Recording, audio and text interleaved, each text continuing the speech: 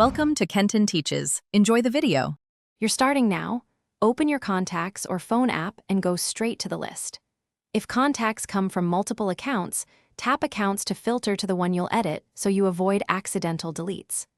Once done, make sure Sync is active or export a VCF backup. This protects you if any contact is removed by mistake. Now search for the person or number you want to delete to bring it into view for the next step.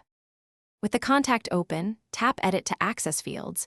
You need to target the exact number, especially if the contact has multiple entries.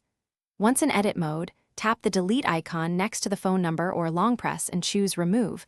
On some devices, you clear the field manually. Make sure you're removing the correct line, phone types like mobile or work help confirm. After removal, hit Save so the change syncs to your account and any linked devices. Finish by verifying the number is gone.